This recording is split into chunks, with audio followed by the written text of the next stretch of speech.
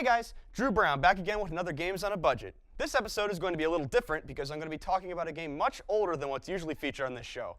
Today's game is the classic 3D platformer, Psychonauts.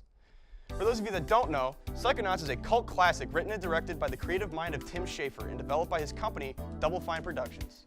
Psychonauts is known for putting Double Fine Productions on the map, and they would go on to develop other games such as Brutal Legend and Broken Age, two other good titles. Psychonauts was originally released in 2005 for the original Xbox, PS2, and PC, but despite receiving praise from critics, it didn't exactly sell well. It wasn't until 2011, when they released it on Steam, that Psychonauts had its time in the spotlight, where it sold much more than it initially did. Now onto the game itself. You play as Raz, whose voice you might recognize as Billy from The Good Adventures of Billy and Mandy, or Zim from Invader Zim, who has fled from the circus to sneak into a US government trading facility disguised as a summer camp in order to achieve his dream of becoming a psychonaut. Here, Raz trains to reach that dream, and gets involved in some other shenanigans along the way. There's a hub world, the camp itself, and then there are the levels. The levels and level design are what really set Psychonauts apart from the rest, in that they're all inside of different people's minds. You could be in the head of your drill sergeant camp counselor 1 minute, and then the next minute you could be inside of a hulking lungfish's head. The gameplay itself is pretty typical for a 3D platformer. You jump, you attack, nothing much there.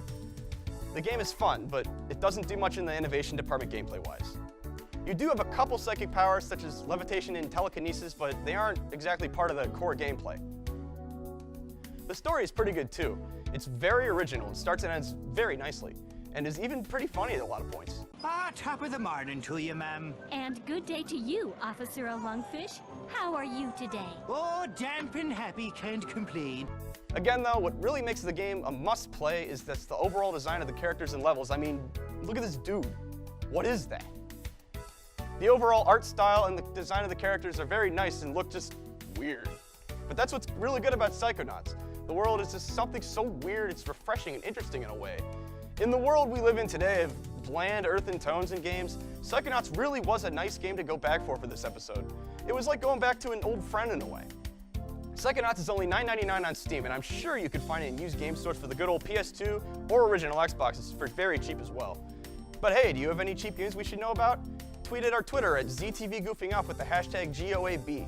I'm Drew Brown, and I'll be back next time with another cheap game.